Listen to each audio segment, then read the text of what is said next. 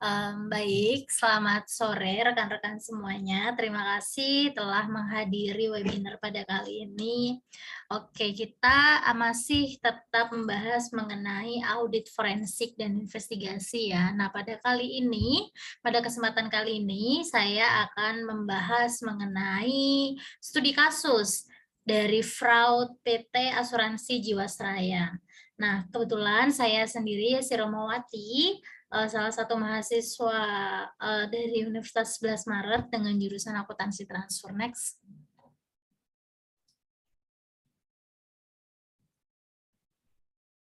Oke, so pada pembahasan kali ini kita akan membahas 4 sub, yaitu yang pertama itu latar belakang dari adanya kasus fraud di PT Jiwasraya.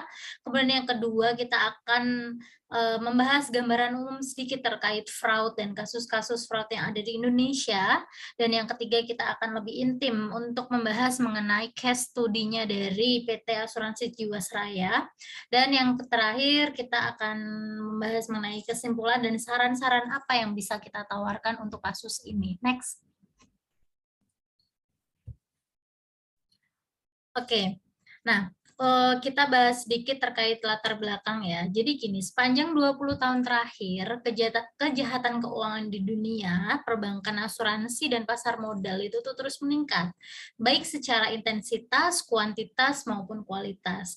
Nah, untuk PT Asuransi Jiwasraya sendiri, ini tuh merupakan asuransi jiwa tertua di Indonesia dan mengalami tekanan likuiditas sehingga ekuitas perseroan itu tercatat negatif sebesar 23,92 triliun pada September 2019 yang lalu.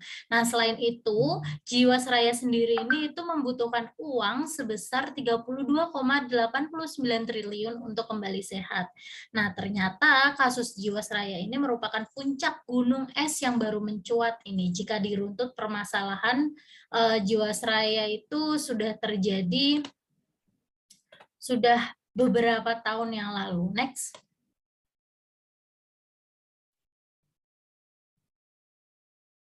Oke, kita masuk ke gambaran umum dari fraud.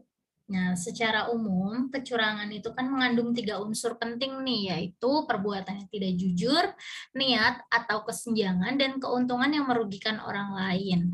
Nah, dengan kata lain, fraud ini itu merupakan tindakan yang disengaja dan direncanakan dengan menggunakan kesempatan untuk mendapatkan keuntungan dari posisi kepercayaan dan kewenangan yang dimiliki. Nah, dari beberapa definisi yang telah disebutkan oleh para ahli gitu ya, dapat dikatakan bahwa secara umum ini 3 unsur hal penting yang ada di slide ini itu kita harus benar-benar aware banget ya bahwa ini itu bisa dikatakan ketika hal ini terjadi, kita bisa langsung mengindikasikan bahwa kemungkinan akan terjadinya fraud itu besar gitu. Next.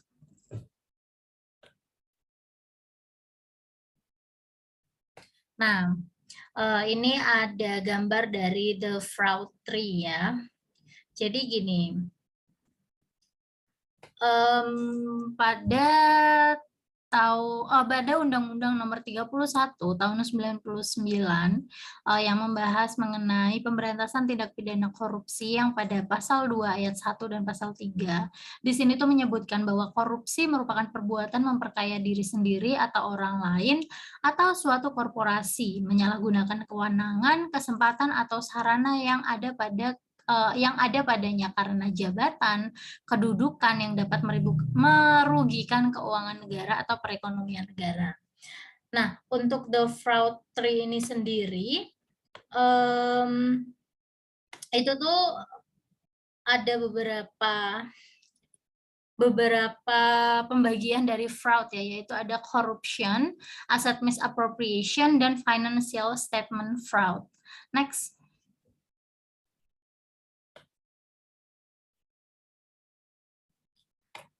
Oke, selain ada fraud tadi, terdapat juga istilah yaitu fraud triangle atau biasa disebut segitiga kecurangan, yang merupakan sebuah teori yang dikemukakan oleh Donald Trump Tracy untuk menjelaskan alasan nih mengapa orang itu tuh sering melakukan fraud.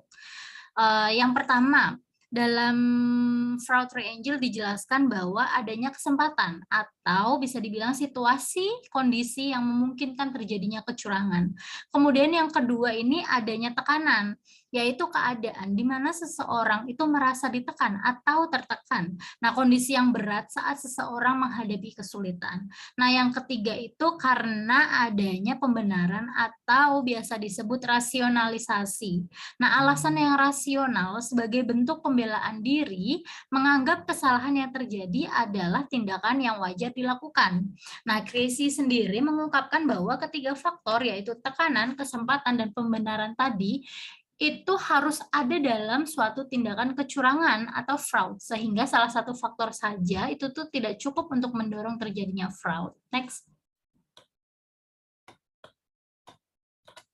Oke, kita masuk pada fraud di Indonesia ya. Nah, ini ACFE atau Association of Certified Fraud Examiner itu tuh melakukan penelitian tentang survei fraud Indonesia atau SFI. Nah, metodologi survei ini menggunakan data primer berupa kuesioner online dengan menggunakan Google Form dan survei kuesioner cetak yang disebarkan kepada responden mulai dari bulan Juni hingga November 2019 yang lalu. Nah, hasil survei menunjukkan bahwa fraud yang paling sering terjadi dan menyebabkan kerugian terbesar di Indonesia adalah tindak pidana korupsi. Nah, responden juga menyatakan bahwa fraud dalam bentuk korupsi ini memiliki dampak kerugian antara 100 juta hingga 500 juta rupiah per kasus. Nah, tindak korupsi dapat segera terdeteksi dalam kurun waktu kurang dari 12 bulan atau kurang dari 1 tahun. Nah, di sini media itu berperan paling besar dalam mendeteksi fraud, yaitu dengan melalui sarana atau kanal laporan pengaduan yang apabila ditelusuri ternyata itu berada dari karyawan perusahaan di mana korupsi tersebut terjadi. Nah, berdasarkan profil, mayoritas pelaku fraud itu paling banyak berada pada usia 36 sampai 45 tahun. Nah, pada usia tersebut pelaku itu menduduki posisi atau memiliki kesempatan dalam mengelola keuangan perusahaan atau institusinya. Nah, latar belakang pendidikan para fraudster, urutan pertama berpendidikan sarjana dan urutan kedua itu magister. Nah, fraud ini dilakukan oleh karyawan dengan masa kerja 6-10 tahun. Hasil survei juga menunjukkan bahwa sebagian besar responden itu tuh menilai bahwa fraud tidak pernah dihukum. Nah, temuan ini selaras nih dengan survei fraud Indonesia pada 2016 maupun Report to the Nation 2018 yang lalu. Next. Oke, next. Nah, kita langsung bahas terkait case studinya ya, langsung pada PT Asuransi Jiwasraya. Nah, seperti yang kita sudah ketahui, PT Asuransi Jiwasraya itu tuh merupakan perusahaan asuransi jiwa tertua di Indonesia. Perusahaan ini merupakan perusahaan asuransi jiwa lokal terbesar juga di Indonesia. Nah, Jiwasraya memiliki beragam produk baik individu maupun grup dan selalu mengalami perkembangan dan peningkatan disesuaikan dengan kebutuhan dan kemampuan masyarakat. Next.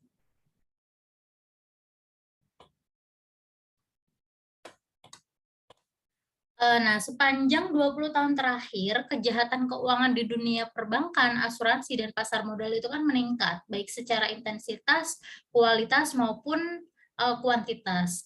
Nah, PT Asuransi Jiwasraya yang sebagai asuransi jiwa tertua ini mengalami tekanan likuiditas, sehingga ekuitas perseroan itu tercatat negatif ya, seperti yang tadi sudah dijelaskan. Nah, kondisi keuangan perusahaan asuransi Jiwasraya itu sebenarnya mulai terpuruk sejak tahun 2002 akibat dari krisis ekonomi hingga akhirnya tidak mampu membayar polis pada nasabah. Nah, buruknya keuangan Jiwasraya itu tuh dikarenakan perusahaan membeli saham-saham lapis kedua dan ketiga menjelang tutup kuartal atau tutup tahun untuk mempercantik laporan keuangan atau yang biasa disebut dengan window dressing. Nah, namun sebenarnya perusahaan itu tuh sudah mengalami kerugian. Ini ada beberapa kronologi dari kasus Jiwasraya. Yang pertama ini ada di tahun 2002, yaitu dia mengalami insolvensi, yaitu cadangan lebih dari seharusnya sebesar 2,9 triliun. Kemudian 2004 ada insolvensi dengan risiko pilot mencapai 2,76 triliun, dan 2006 ini ekuitas perusahaan negatif 3,29 triliun dan aset yang dimiliki jauh lebih kecil dibandingkan kewajiban. Kemudian akhirnya BPK memberikan opini disclaimer atau tidak menyatakan pendapat untuk laporan keuangan tahun 2006 sampai 2007 dikarenakan penyajian informasi cadangan tidak dapat diyakini kebenarannya. Berikut pula pada tahun 2008, 9, 10, dan 11. Next. Next. Nah, ini juga dari case tadi pada tahun 2015 dan 16. Next saja, Mbak. Oke, udah ada sampai tahun 2018. Next. Next. Kita langsung ke tahun 2000. Nah, di sini ini yang paling terbaru di tahun 2019 dan 2020. Nah, apa sih yang terjadi pada Jiwasraya? Nah, yang pertama, 2019 ini tuh Jiwasraya membutuhkan dana sebesar 32,89 triliun untuk memenuhi rasio solvabilitas atau risk based capital sebesar 120%. Kemudian aset 2018 Jiwasraya ini tercatat mencapai 23,26 triliun, di mana kewajibannya ini mencapai 50,5 triliun, sehingga nilai ekuitasnya negatif nih menjadi 27,24 triliun, dan liabilitas produk dari JS Saving Plan ini tuh tercatat 15,75 triliun. Nah, total klaim jatuh tempo yang gagal bayar bisa mencapai 12,4 triliun. Banyak ya teman-teman ya. Nah, untuk kasus terbaru pada tahun kemarin 2020, ini itu Kejaksaan Agung akhirnya meminta kepada BPK untuk memulai audit investigasi Jiwasraya dan OJK. Nah, klaim dari nasabah yang akan jatuh tempo hingga akhir tahun 2020 mencapai 16,1 triliun. Nah, laporan keuangan pada 2019 yang telah diaudit dengan opini wajar tanpa pengecualian atau WTP oleh KAP Kanaka Puradinerja Suhartono mengungkapkan posisi aset perusahaan di akhir 2019 itu tercatat sebesar 18,13 triliun, kewajiban sebesar 52,74 triliun, dengan nilai ekuitas tercatat minus 34,61 triliun dan rugi bersih mencapai 4,14 triliun. Next. Oke, nah Ketua BPK Bapak Agung Firman Sampurna ini tuh menyampaikan sebenarnya ada 16 temuan dalam PDTT tahun 2016. Nah, temuan-temuan tersebut antara lain itu adanya investasi pada saham Trio, Sugi, dan LCGP tahun 2014 dan 2015 yang tidak didukung kajian usulan penempatan saham yang memadai. Nah, selain itu, PT AJS ini berpotensi menghadapi resiko gagal bayar atas transaksi pembelian medium term note pada PT Hanson International. Nah, PT AJS ini juga kurang optimal dalam mengawasi reksadana yang dimiliki dan terdapat penempatan saham secara tidak langsung di satu perusahaan yang berkinerja kurang baik. Nah, untuk menindaklanjuti dari PDTT tahun 2016, makanya BPK melakukan pemeriksaan investigatif pendahuluan yang dimulai pada tahun 2018. Hasilnya pun menunjukkan bahwa adanya penyimpangan-penyimpangan yang berindikasi fraud dalam pengelolaan produk JS Saving Plan dan investasi. Nah, next. Oke, dari kasus-kasus yang sudah dijelaskan tadi, berapa sih kerugian yang dialami oleh negara ya? Jadi hasil perhitungan kerugian negara Jiwasraya diselesaikan itu pada awal Maret 2020 dan setelah diserahkan kepada Kejaksaan Agung RI dan diumumkan kepada publik. Nah, berdasarkan perhitungan BPK, kerugian negara dalam kasus Jiwasraya ini itu mencapai 16,81 triliun sesuai yang tercantum dalam laporan hasil pemeriksaan investigatif.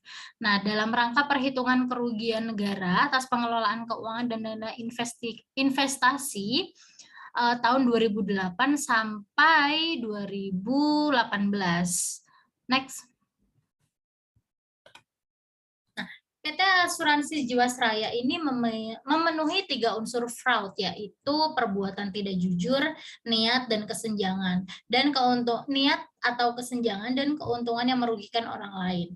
Nah, menurut saya sendiri, kasus ini itu merupakan contoh kasus fraud yang lengkap. Karena kasus ini diawali dengan adanya kasus kecurangan pada laporan keuangan, yang kemudian setelah diperiksa, setelah didalami, setelah diinvestigasi oleh pihak yang berkait, terdapat juga kasus korupsi di dalamnya. Next. Nah, ini ada indikasi dari kecurangan laporan keuangan itu tuh ada 4. Dimana yang pertama, perusahaan itu membeli saham-saham lapis kedua dan ketiga menjelang tutup kuartal atau tutup tahun. Kemudian BPK memberikan opini disclaimer untuk laporan keuangan pada tahun 2006 sampai 2007.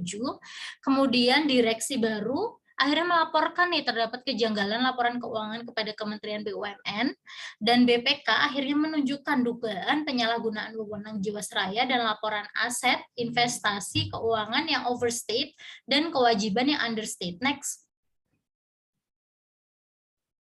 Nah, di dalam kasus Jiwasraya terdapat konflik of interest dan suap dalam pengelolaan saham dan investasi, sehingga menimbulkan kerugian negara. Produk dari JS Saving Plan ini itu merupakan produk yang memberikan kontribusi pendapatan tertinggi di Jiwasraya sejak 2015. Nah, pada penjualan JS Saving Plan, BPK ini menemukan sejumlah penyimpangan. Beberapa di antaranya adalah menunjukkan pejabat kepada pusat bank assurance senior yang tidak sesuai ketentuan. Nah, pengajuan cost of fund langsung kepada direksi tanpa melibatkan divisi terkait. Next. Nah, ini ada penyebab terjadinya fraud di PT Asuransi Jiwasraya ya. Yang pertama ada pressure atau tekanan, kemudian karena adanya kesempatan atau opportunity, dan ada rationalization atau rasionalisasi. Next. Nah, kemudian kesimpulannya apa sih yang ada pada kasus Jiwasraya, PT Asuransi Jiwasraya ini? Nah, kasus PT Asuransi Jiwasraya ini itu mengalami gagal bayar klaim nasabah untuk JS Saving Plan sebesar 802 miliar atau 711 pemegang polis pada Oktober 2008 dan mencapai 12,4 triliun per Desember 2019. Nah, akhirnya telah mengejutkan publik ya. Nah, kerugian tersebut terjadi itu terutama karena PT Asuransi Jiwasraya ini menjual produk JS Saving Plan dengan biaya dana yang sangat tinggi di atas bunga obligasi dan deposito secara masif dari tahun 2015. Dana dari JS Saving Plan tersebut diinvestasikan pada instrumen saham dan reksadana berkualitas rendah sehingga menimbulkan negatif spread yang mengakibatkan tekanan likuiditas pada perusahaan. Nah, hal inilah yang pada akhirnya menimbulkan gagal bayar. Hingga saat ini kasus pun masih terus berjalan dan sudah ada beberapa terdakwa yang sedang menjalani proses persidangan. Next. Nah, untuk saran sendiri agar kasus seperti PT Asuransi Jiwasraya ini tidak terulang kembali pada masa depan, berikut saya berikan beberapa saran, di mana yang pertama itu tuh bisa melanjutkan proses pemeriksaan kasus PT Asuransi Jiwasraya sampai tuntas, tidak hanya dalam internal perusahaan namun juga dari BUMN maupun perusahaan swasta lainnya yang berhubungan dengan PT Asuransi Jiwasraya. Nah, hal ini dikarenakan terdapat kemungkinan skema atau bentuk fraud lainnya yang belum ditemukan, seperti yang telah dipaparkan di atas bahwa korupsi hanyalah salah satu cabang dari pohon besar bernama fraud. Nah, kemudian yang kedua, BPK, BPKP, OJK, maupun Kementerian BUMN dan APH ini tuh semuanya perlu bekerja sama dan berkoordinasi untuk menyelesaikan kasus ini. Kemudian yang ketiga, OJK ini perlu meningkatkan pembinaan dan pengawasan yang intensif terhadap lembaga keuangan, khususnya non-bank ya. Nah, pada dasarnya OJK ini tuh bertugas mengawasi perusahaan asuransi demi kepentingan pemegang polis, karena nasabah asuransi sebagai prinsipal dan mendelegasikan pengawasannya kepada OJK sebagai agen. Nah, kemudian yang keempat ini ada peran serta masyarakat dan whistleblower juga sangat dibutuhkan.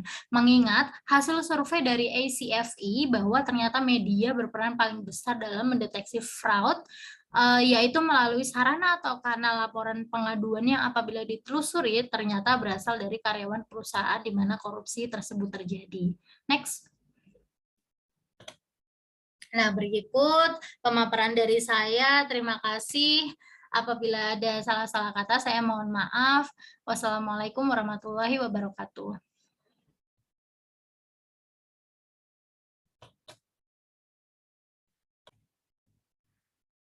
Record. Baik, setelah ini kita akan masuk pada sesi tanya jawab. Kebetulan ini ada 2 partisipan yang sudah raise hand. Saya persilahkan terdahulu Mbak Jani Irianing ya, silahkan. Ya, di sini saya mau tanya, bagaimana kasus korupsi di PT Asuransi Jiwasraya dari perspektif paham utilitarianisme? Terima kasih. Baik, mungkin akan saya jawab langsung ya Mbak ya. Oke, bagaimana sih kasus korupsi PT Asuransi Jiwasraya dari perspektif paham utilitarianisme ya? Nah, menurut paham utilitarisme ini bahwa bisnis itu merupakan etis apabila kegiatan tersebut dapat memberikan manfaat bagi konsumen dan masyarakat secara luas. Nah, poin-poinnya adalah yang pertama, awalnya PT Asuransi Jiwasraya itu kan mengeluarkan JS Saving Plan dalam sisi rasionalitas kepada masyarakat. Nah, yang kemudian tingginya manfaat JS Saving Plan ini pastinya diikuti nih dengan besarnya biaya yang harus dibayar kepada nasabah peserta program tersebut. Nah, kemudian manajemen AJS menempatkan dananya pada saham lapis 3 atau sering disebut sebagai junk stock atau small cap stock. Nah, atau biasa disebut sebagai saham gorengan ya. Nah, akhirnya harapan manajemen AJS pun tidak terbukti, kemudian nilai saham di mana dana JS Saving Plan ditanamkan terus merosot sehingga menyebabkan kerugian hingga triliunan rupiah.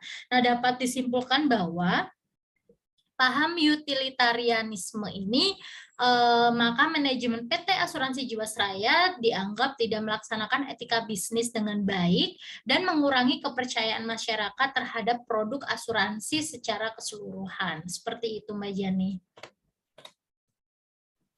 Oke, terima kasih Mbak Yesi atas penjelasannya yang sudah sedikit paham.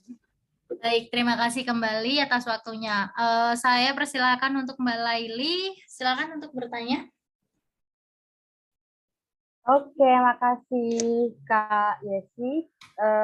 Saya mau bertanya, menurut Kakak, gimana sih solusi yang harus dilakukan oleh PT Jiwasraya untuk kedepannya? Itu gimana Kak? Terima kasih. Oke, terima kasih kembali. Baik. Jadi gini ya, hal-hal apa sih yang bisa dilakukan oleh PT AJS ini ya untuk kedepannya supaya tidak terjadi kembali fraud di dalam perusahaan. Pertama itu bisa dengan membangun budaya perusahaan atau corporate culture. Kemudian yang kedua bisa menerapkan material risk taker policy dalam pemberian bonus. Kemudian yang ketiga pelaksanaan dari good corporate governance-nya yang mengacu kepada POJK nomor 73 POJK 5 2016 tentang tata kelola perusahaan yang baik bagi perusahaan perasuransian, kemudian bisa dilakukan dengan adanya kerjasama dari seorang auditor yang terlatih dan penyelidik kriminal, kemudian bisa dengan memeriksa dari jajaran manajerial, dan yang terakhir adanya hubungan dengan pihak eksternal. Seperti itu jawaban dari saya, Mbak Laili. Wow, sangat memuaskan. Terima kasih Kak Yesi. Oke, terima kasih Mbak Laili dan Mbak Jana atas pertanyaannya. Baik ya teman-teman, ya kita sudah masuk pada penghujung acara. Terima kasih atas waktunya untuk menghadiri webinar kali ini. Apabila ada salah kata, saya mohon maaf. Wassalamualaikum warahmatullahi wabarakatuh. Selamat sore.